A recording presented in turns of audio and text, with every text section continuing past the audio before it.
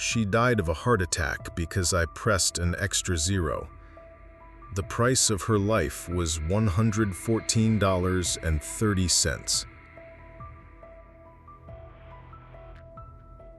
The $12.70 check. The day dragged on sluggishly, as if the Baton Rouge heat had melted the clocks on the supermarket walls.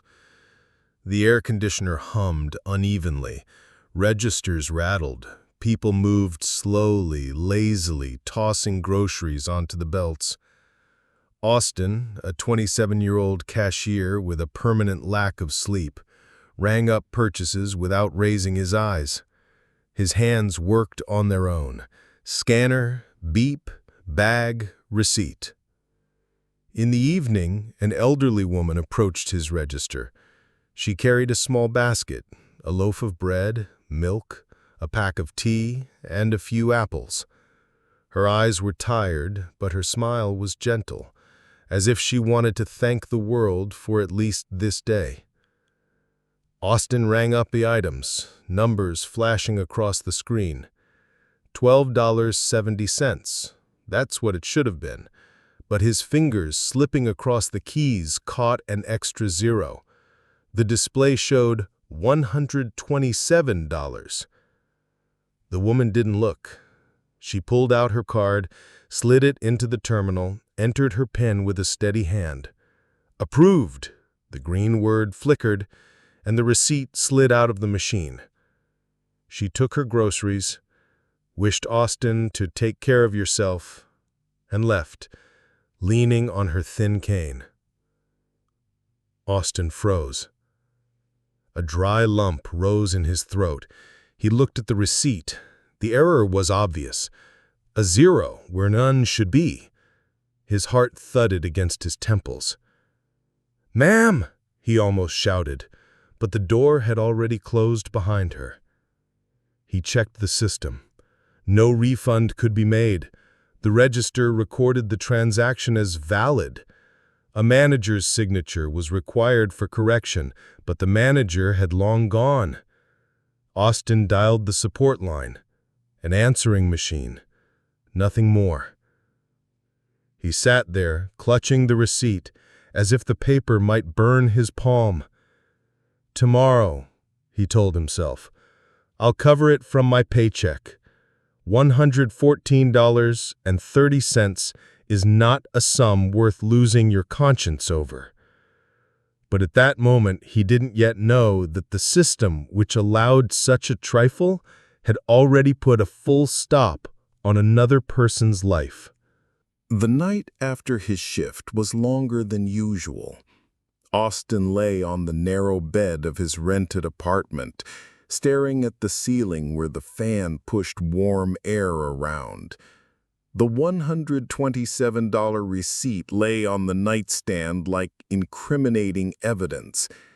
Each time he closed his eyes, the numbers flared against his eyelids, too large, too loud.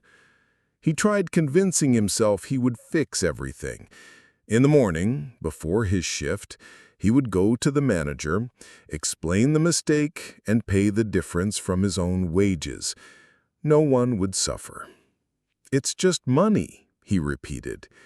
But the money was no longer just a sum. Guilt had taken root in it. By morning, resolve had grown in his chest. Austin arrived at work earlier than usual. The store smelled of stale coffee and damp receipt paper. He found the senior manager ready to confess, but overheard something entirely different. "Did you hear about Mrs. Devereaux?" whispered a colleague at the register as casually as speaking about the weather. "She died last night. Heart attack." The name struck Austin like a bat against his knees. He knew it. That was the woman with the basket of bread and tea. The words blurred. Heart attack. Last night.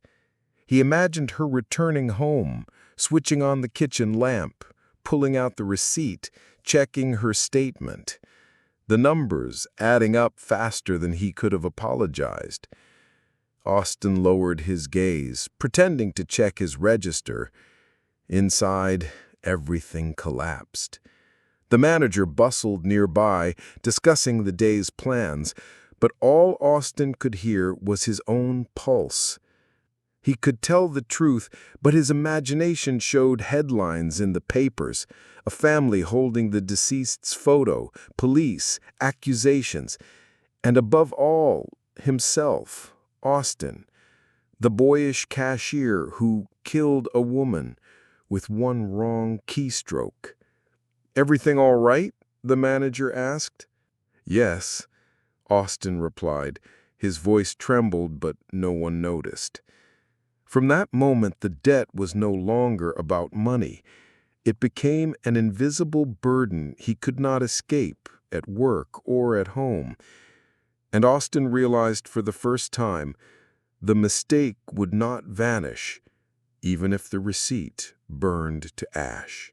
At first, Austin thought it would all blow over. The store kept running.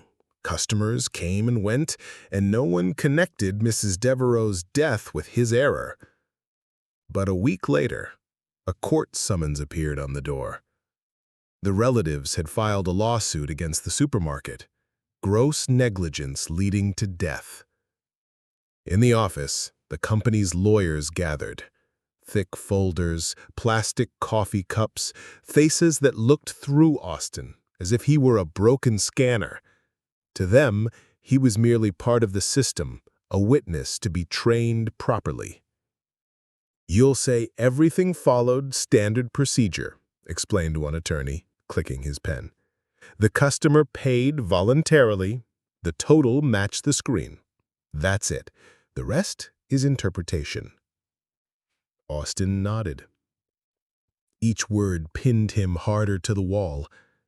He wanted to protest, to say there had been a mistake, the number was wrong, but his tongue clung to his palate. The courtroom looked like an old-school cafeteria converted to justice. Wooden benches, flickering lights, a slick-haired prosecutor. Mrs. Devereaux's family sat in the front row. Their eyes searched for someone to blame. When Austin was called, his legs turned to lead.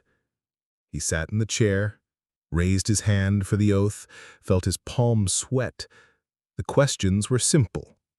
"Did you serve Mrs. Devereaux that evening?" "Yes." "Did the payment process follow standard procedure?" A short pause. Austin looked at the family, at the lawyers, at the judge, and he said, "Yes." The lie sounded quieter than he expected. The room nodded, as if everything had fallen into place. The hearing dragged on for hours, but for Austin, it collapsed into a single second, the moment truth left his mouth with his breath. In the end, the supermarket's attorney thundered against groundless accusations. The judge nodded, the jury yawned. Everything leaned toward the company's victory. Austin sat blank-faced. He knew. Now he had not just erred, he had betrayed the very chance of redemption. The court had accepted a lie as truth, and truth had died alongside the woman. The verdict was delivered dryly, routinely, as though announcing the results of a school contest. Case dismissed. A murmur filled the courtroom. One of Mrs. Devereaux's relatives sobbed. The supermarket lawyer shrugged as if it were expected. Austin sat motionless. The company's victory sounded to him like a sentence. The next day at the store, everyone congratulated each other. The manager ordered pizza, someone brought soda. "We defended the brand's honor," proclaimed the lawyer, waving his arms like a coach after a match.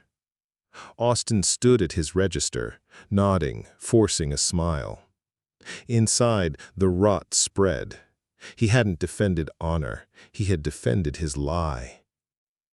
Customers came as usual.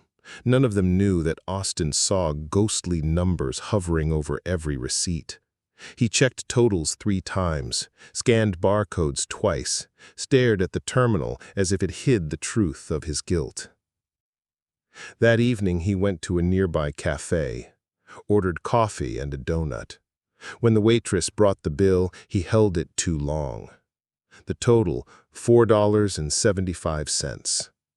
He counted the change 3 times, checked the register display, searching for a hidden zero. People in line shifted impatiently, but Austin would not release the slip until he was sure. Back home, he put the day's receipts into a separate box. The papers rustled like indictment sheets. It's just caution, just control, he told himself, but he knew it was already ritual. The court was won. The store was saved. No one blamed Austin.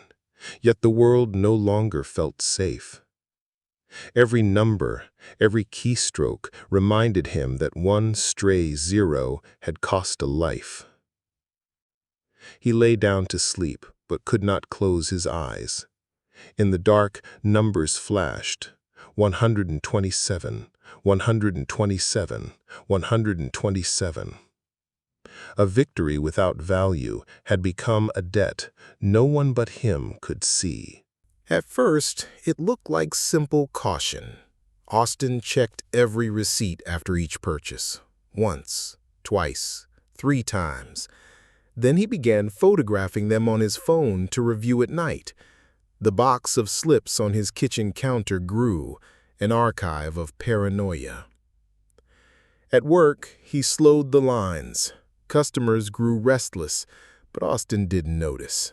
He ran each total through the calculator, compared it with the terminal, and only then released the customer. "No more extra zeros," he repeated like an incantation. In the evenings, he stopped at cafes or pharmacies, making small purchases on purpose: bread, a newspaper, headache pills. Each transaction became ritual. Check the display, verify the slip, count the change. If anything was off, even by a cent, he demanded explanations. People tapped their temples, but Austin ignored them. For him, it was confession.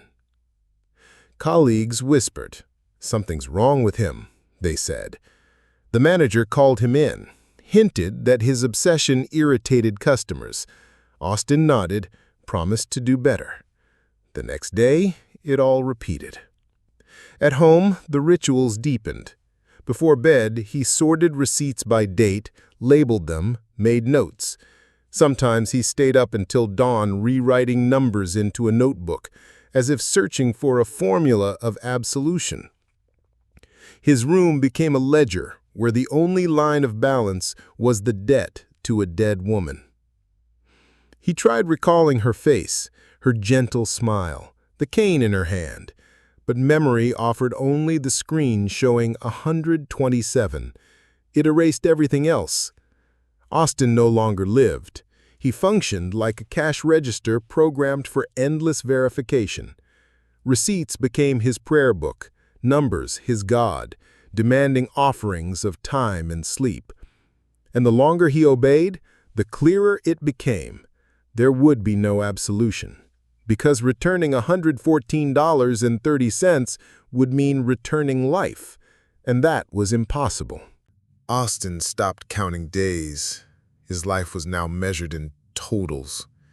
Each receipt was another page in an endless book of mistakes. But one number always surfaced: 127. It stalked him in ordinary places, at the gas pump, on a bus display, in the room number of a motel he passed. Everywhere appeared the phantom zero: death, his guilt. He began seeing patterns. Change at the store added up to 1.27. A cafe bill came to 12.70. He treated them as signs, messages the system sent as reminders. The invisible debt refused to let go. One night, he bought only bread and milk. The total read 5.70. but his hand shook as if the figure might transform into 127. He pressed the slip to his chest and felt cold. Then he understood. The mistake had become part of him. He recalled the math. 127 minus 12.7. The difference, $114.30. That sum felt like the true price of Mrs. de Valero's life. Not an abstract figure, but a tangible debt he carried. Austin tried to repay it. He withdrew the money and kept it in an envelope on his nightstand. He counted the bills again and again, rearranged them as if searching for an order that might bring back the dead. But money remained dead paper. It changed nothing. In time, he realized he hadn't killed the woman, but his own ability to live without fear. Each new receipt was a hammer strike on his conscience. Each small purchase a reminder that the world runs on numbers, and one mistake can be fatal. He kept working, but a shadow lodged in his eyes. Customers saw only a strange cashier who checked totals 10 times. And I knew he carried a price within him. Precise, mathematical, merciless. $114.30. And that price would never disappear. Austin's kitchen table became an archive. Stacks of receipts lay in neat bundles, bound with rubber bands like police files. Each night, he sat before them, opened the box, and reviewed them.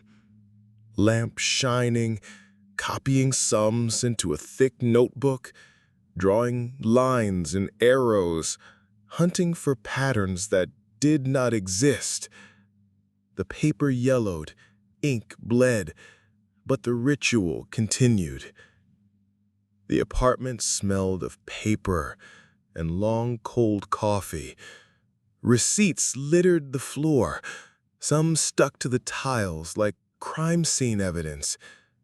Austin moved carefully through the space, as if walking through a museum of his own guilt. He kept the $127 receipt separate in a plastic sleeve. Sometimes he slipped it between notebook pages like an icon. Sometimes he simply sat facing it, staring at the number.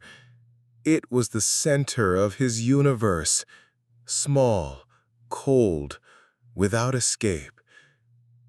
He stopped meeting friends, stopped calling family. Work became mechanical. Smile at the customer, scan, receipt, recount. Everything else was shadow. His coworkers no longer asked what was wrong. They were used to him. Strange, but harmless. In rare silences, he thought he heard Mrs. Devereaux's voice. Not words, only soft breathing, a memory of her smile. But with it, always returned the number, 127. It sounded like a verdict.